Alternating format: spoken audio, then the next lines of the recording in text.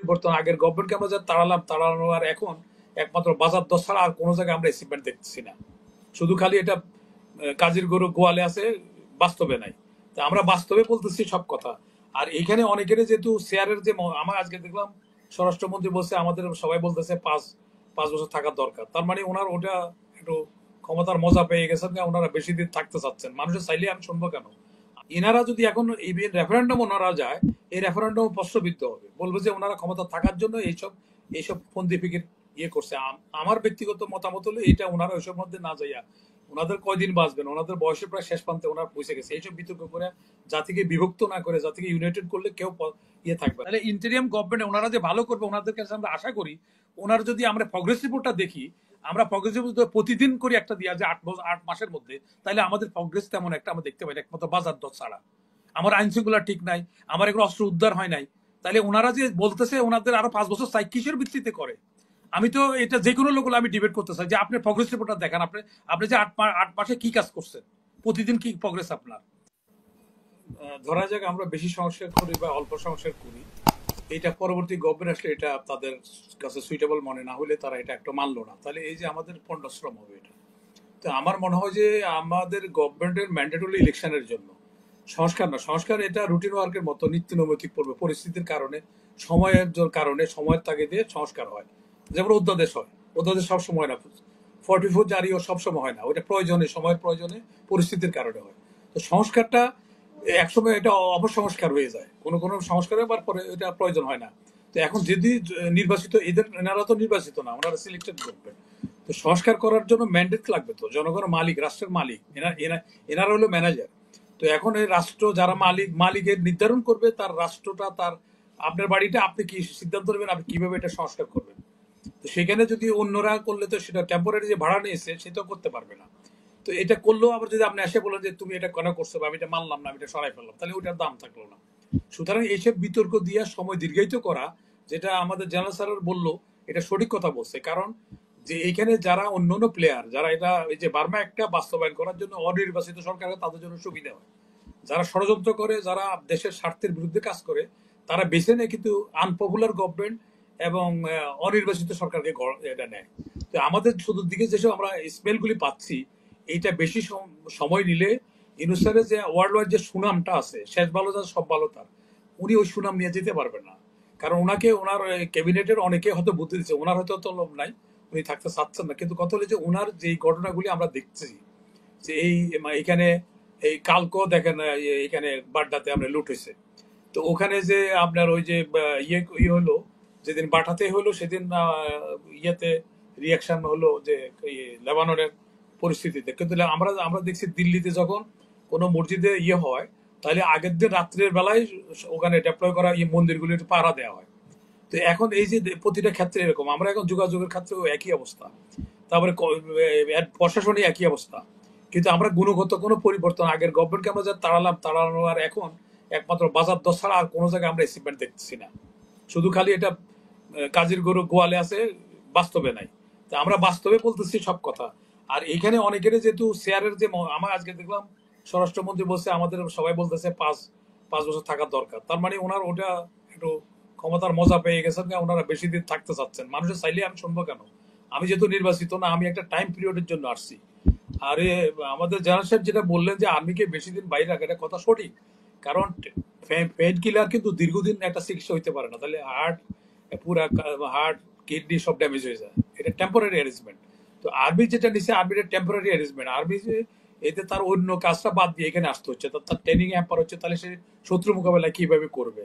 তো তাকে তো স্কিল থাকতে হবে, স্কিল থাকতে গেলে এটা হবে। আর পুলিশের এখন 8-9 মাস চলছে, তো 9 মাসের মধ্যে আমরা এই ত্রিপুরবত এই ইন্টেরিয়াম গভর্নমেন্ট আমরা ছিল, এনারা যখন ছিল তখন তো গভর্নমেন্ট ছিল।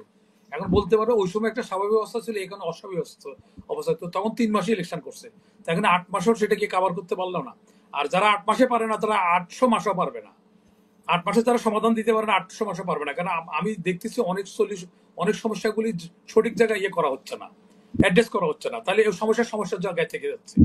এখনো অর্থনীতি অবস্থা টাকা ছাপানো হচ্ছে। তো টাকা তো এখন তো আমরা যেটা মনে করছি ওনার গ্রহণযোগ্যতার জন্য টাকা আসবে, অনুদান আসবে, ওগুলি তো আমরা পাচ্ছি না। আমাদের টাকা ছাপাই এখনো ব্যাংকে জীবিত রাখতে হচ্ছে, বেতনও তাই দেওয়া হচ্ছে। তো এখন আমার মনে হয় উনি সবগুলি এই বয়সে ওনার এত লোড নিয়ে নিয়ে ওনাকে যেহেতু আমরা ভালো জানি, আমরা চাই যে উনি না, এখন আমাদের জনগণ ভালো যদি যাচ্ছে চায় ওনারা কি করবে, মানে না। জনগণ জনগণ চাচ্ছে বা একটা যদি গণভোট দিয়ে ওনার থেকে যেতে চায় বা জাতীয় সরকারের কথাও চিন্তা ভাবনা হচ্ছে, তো সেরকম হলে তো নির্বাচনটা একটু পরেই হবে মনে মনে হয়। না, এখন যদি গণভোট দিয়ে সে জনগণের সমর্থন থাকে সেটা আরেক কথা। আবার ওই যে জিয়াউর রহমান সাহেবের গণভোট যখন দিয়েছে তখন অন্যরা মানে নাই, মনে করছে তারা ক্ষমতা থেকে তারা নিজেরাই হা না বলে দিছে।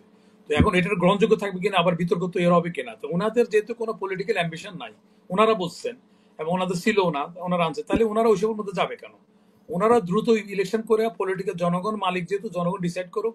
জনগণের দরকার ওনারা ইনশিওর করুক যে ওদের ম্যানিফেস্টোতে বলুক তারা পরবর্তী গভর্নমেন্টে কি কি করবে, কোনটা তারা প্রায়োরিটি দিবে, সেটা জনগণের কাছে সেই জিনিসটা নিয়ে তারা যাবে। তো জনগণ যদি এটা পছন্দ করে দেয়, যারা মালিক তারা দিলে অন্যদের কিছু বলার থাকে না। এনারা যদি এখন এই রেফারেন্ডাম ওনারা যায়, এই রেফারেন্ডাম প্রশ্নবিদ্ধ হবে, বলবে যে ওনারা ক্ষমতা থাকার জন্য এইসব এইসব ফন্দি ফিকির করছে। আমার ব্যক্তিগত মতামত হলো এটা, ওনারা ওইসব মধ্যে না যাইয়া, ওনাদের কয়দিন বাঁচবেন, ওনাদের বয়সে প্রায় শেষ প্রান্তে ওনারা পৌঁছে গেছে, এইসব বিতর্ক করে জাতিকে বিভক্ত না করে জাতিকে ইউনাইটেড করলে কেউ থাকবে না। যেমন আমার বাচ্চা যদি ফেল করে আমার পিয়নের ছেলের কাছে, তা আমি কিন্তু সেটা মাইন্ড করি না, কারণ ওর মেধা, সে ফেল করছে, ওর মেধা আছে, সে জিবিএ 5 পাইছে। তো জনগণ যদি সবকিছু খারাপটাকে জনগণ দেয়, তাহলে দশে চক্র ভগবান, দশে যেটা সাপোর্ট করে, আমরা তো গণতন্ত্রের হলো এটা, যে মেজরিটি লোকের মতামতকে আমরা প্রাধান্য দিতে হবে। তো এখন এসবের মধ্যে না যাইয়া, আমাদের যেহেতু অনেকগুলি সমস্যা আমাদের আছে, পার্বতী চট্টগ্রাম নিয়ে সমস্যা আছে, আমাদের ইয়েরা চাচ্ছে। এখানে আরেকটা কথা জরুরি, যে আমাদের একবার ব্ল্যাক আউট হয়েছে হাসিনা গভর্নমেন্ট থাকতে, আমরা 2 দিন কোনো ইলেকট্রিসিটি পাই নাই, ওরা ট্রায়াল বেসিসে এগুলি করছে। তো আমাদের এখানে সাপোর্ট আরো করবে, যেহেতু এই আজকে গভর্নমেন্টকে। দেখলাম যে আজকের খবরের কাগজেই তো আসলো আদানি গ্রুপ থেকে বিদ্যুৎ সরবরাহ বন্ধ করে দিয়েছে এবং লোডশেডিং, বাংলাদেশে যে লোডশেডিং হতে পারে এরকম একটা। না, ওটা লোডশেডিং না, শুধু ওরা এটা সাবোটাস কি করতে মানে পারে। এটা ওরা সাময়িক কারণে এটা বন্ধ করেছে নাকি এটা একবার নিজের? তারা টেস্ট একবার তারা টেস্ট কেস হিসেবে সঞ্চালন লাইনের মধ্যে ওটা এমন ভাবে করছে, আমাদের লোকের 2 দিন প্রধানমন্ত্রীর বাসা শুধু জেনারেটর দিয়ে চালিয়ে রাখছে। হাসিনা গভর্নমেন্ট থাকতো, একবার ওরা ট্রায়াল ইয়েতে দেখছে যে ভবিষ্যতে তারা কি কি জায়গায় যাবে। ওরা তো অনেক সুদূর প্রসারী পরিকল্পনা ওদের, আমাদের প্রতিবেশীদের। তা আমাদেরকে সেটা মাথায় রেখে এতদিকে বিতর্ক তৈরি করে, এতদিকে স্প্লিট করা না হয়ে যাত্রী একত্রিত রাখার জন্য আমাদের এখন যত তাড়াতাড়ি দ্রুত ইলেকশন দিয়ে দেওয়া, জনগণে ঠিক করুক। না হলে আবার জনগণ ওদের বিরুদ্ধে আন্দোলন করবে, যারা আসবে তারা যদি জনগণের চাহিদা মিটাইতে না পারে, তাদেরকে আবার হাসিনার মতো পরিণাম হবে। তো আমাদের রাজনীতিবিদদের তো ঠেলা টক্কর খাওয়ার পরে কিছু তো অভিজ্ঞতা হয়েছে। আগের মতো যেভাবে আমরা ড্যাম কেয়ার ভাবছিল, এখন আমার মনে হয় না যে রাজনীতিবিদদের কিছু শিক্ষা হয়েছে, তারা অত ড্যাম কেয়ার ভাবে করবে না, এখন জনগণকে অ্যাড্রেস করার চেষ্টা করবে। তো সুতরাং ইউনূস স্যারের উচিত হয়েছে উনি কিছু রিকমেন্ডেশন দিয়া ওনার তাড়াতাড়ি সম্মান নিয়ে চলে যাওয়া ইলেকশন দিয়ে।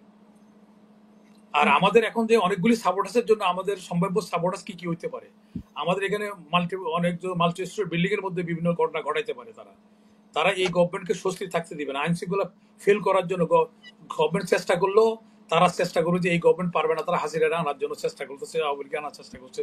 সুতরাং এই গভর্নমেন্টকে ফেল করার জন্য যত রকমের তাদের কৌশল আছে, যত রকম শক্তি আছে, সব ব্যয় করবে। এটা ইউনুস গভর্নমেন্টকে এটা কিন্তু মনে রাখতে হবে। তাহলে সেখানে ওনারা গণতান্ত্রিক দিলে তখন আর এটা হবে না, কারণ আওয়ামী লীগও তখন ইলেকশনে আসলে অথবা তাদেরকে ব্যান করে দিলে অথবা কোর্টের মাধ্যমে তাদের একটা আনতে হবে, একটা প্রসেসের মধ্যে যাইতে হবে। সেটা প্রসেসের মধ্যে যাই এই বিতর্ক শেষ ইতি টানতে হবে। আমি আমি মনে করি যে ইতি টানে আমাদেরকে ওনারা যারা আছে এখানে, তারা তাদের শশক ক্ষেত্রে তারা সম্মান নিয়ে চলে যাওয়াই বেটার। আর এখানে আমি স্যার একটা কথা বলি স্যার, এই যে আমাদের বাইরে এইসব মেলা টেলা বাদ দিয়ে আমাদের যে ইয়েগুলি, আমাদের এখানে ইনভেস্টর যারা আছে সব কারখানা 40% বন্ধ, 60% বন্ধ আছে স্যার। এদের লক্ষ লক্ষ কর্মচারী বেকার। এইগুলির চালু করে দরকার প্রশাসক নিয়োগ করে দেয়, ওইখানের যদি মালিক যদি চুরি ডাকাতি করে তারা বিচারের আওতা নিয়ে আসুক। কিন্তু ওখানে ওয়ার্কাররা তো অপরাধ করে নাই, ওখানে জাতীয় স্বার্থ জড়িত আছে। এখানে এই ওয়ার্কাররা বাইরে আসলে অন্য সমস্যা দেখা দিবে। সুতরাং এখানে প্রশাসক নিয়োগ করে ওই যে ওইসব কোম্পানিগুলি যে সুরের যারা লুটেরা, তাদের কারখানা সবগুলি ন্যাশনাল করে দেয়, ন্যাশনালাইজ করে দেয়, করে দিয়ে এখানে সরকারের যারা বঞ্চিত আছে এদেরকে প্রশাসক নিয়োগ করে দেয়। তাহলে স্যার ওই ওয়ার্কারগুলি বেকার হবে না। এটা তো আরেকটা সমস্যা সৃষ্টি হবে, কারণ এদের ফ্যামিলি কি করে চালাবে? এক একটার 10 জন করে বা 8 জন করে যদি ডিপেন্ডেন্ট হয় একটা ওয়ার্কারের, তার ফ্যামিলির মধ্যে, তাহলে এগুলি সব বেকার হয়ে যাবে। এরা চুরি ডাকাতি করবে, আবার অন্য সমস্যার সৃষ্টি হবে। সুতরাং সরকার এদের বন্ধ করে বাইরে মেলা টেলার মধ্যে ওইসবের মধ্যে না যাইয়া, আসিফের ওইসব স্ট্যান্ডবাজি ওইসবের মধ্যে না যাইয়া, এই কারখানাগুলি প্রশাসক দিয়ে কারখানাগুলি চালু করে দিয়ে আমাদের দেশের ওয়ার্কাররা করে কাজ করে খাক।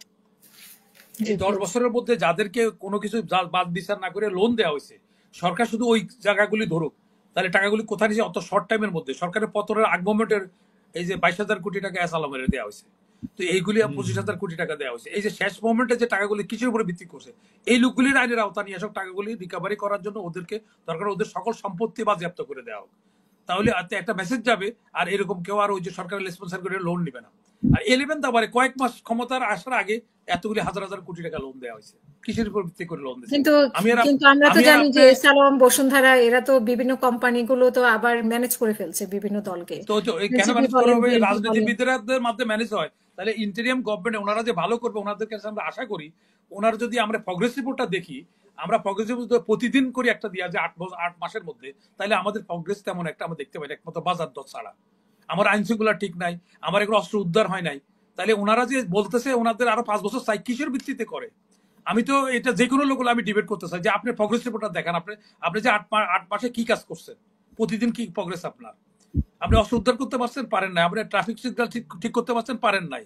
আপনি পুলিশের যে বাস্তবতা কোনো গতি আনতে পারছেন, প্রশাসনের গতি আনতে পারছেন, সব তো শূন্য দেখতে আছে। তারপরে আপনি বাইরে থেকে সুদমুক্ত কোনো অনুদান আনতে পারছেন, আনতে পারেন নাই। টাকা ছাপাচ্ছেন। তাহলে আবার থাকতেছে 5 বছর। এরা যারা বলতেছে, এরা কিসের ভিত্তিতে, কোন মুখে এরা বলতেছে? আমি তো এদের যে কোনো লোকের লগে ডিবেট করতে চাই, আমি একটা একটা করে বলতে চাই। কারণ আমরা একজন মুক্তিযোদ্ধা, আমি এই দেশের অবদান আমাদের আছে। আমরা এখানে আমরা এখন তো এ করে আসি নাই। এবং এনারা যারা আজকে রাষ্ট্রপ্রধান, এদের কেউ মুক্তিযোদ্ধাও না। এরা তো ওই সময় তাদের বয়স ছিল মুক্তিযুদ্ধ যাওয়ার, কিন্তু তারা একজনও যায়নি। তো এখন যদি এগুলি বলতে যায় অনেকে অপ্রিয় হয়। আপনারা যেহেতু 8 মাসে দেখা যাচ্ছে, সকালবেলা বোঝা যায় সারা দিনটা কেমন যাবে। তো আমরা 8 মাসে তো কোনো প্রগ্রেস আমি তেমন কিছু দেখতেছি না, একটু বাজার দর স্থিতিশীল থাকা ছাড়া। আইন শৃঙ্খলা নাই। এখন কেউ বাড়িতে গেলে, ওই দিন একটা লোকে বলতেছে যে উনি মিরপুরে যাবে, আমি ওনাকে প্রিন্সিপাল সেক্রেটারি সাহেবরে বলছিলাম। তো উনি গেছে বাইতুল মোকাররম হুজুরের কাছে, বলে হুজুর আমাকে একটু দোয়া করুন। কি জন্য হঠাৎ করে দোয়া চাচ্ছেন? বলে আমি মিরপুর যাবো, ফেরত আসতে পারি যেন। মিরপুরে গিয়ে যাবো আমি, ওটা নিরাপত্তা নাই তো, সে ওই জন্য হুজুরের কাছে দোয়া চাইতে গেছে আগে। তো এই হলো আমাদের টোটাল অবস্থা। তো আমরা প্র্যাকটিক্যালি দেখতেছি কি অবস্থা। এখনো যে মব জাস্টিস চলতেছে, এখন ওই যে যাইয়া বাড়িতে যাই বিভিন্ন জায়গায় এই করতেছে, এগুলি আমরা ঠিক করতে পারছি না। তো আমরা তো আরো বেশি থাকলে কি হবে? আমরা তো মনে করছি আমরা প্রথম সময় দিচ্ছি, ঠিক আছে, আগে 3 মাসে ইন্টেরিয়াম গভর্নমেন্ট ছিল, এখন 8 মাসও যদি ওইটা না হয়, তাহলে আমরা আর সময় করে উনি দেনার ভার বেশি না নিয়া, এই বদনামের ভার বেশি নিয়া, ওনাদের সম্মানে সম্মানে ভোট দিয়া কেটে পড়াই বেটার।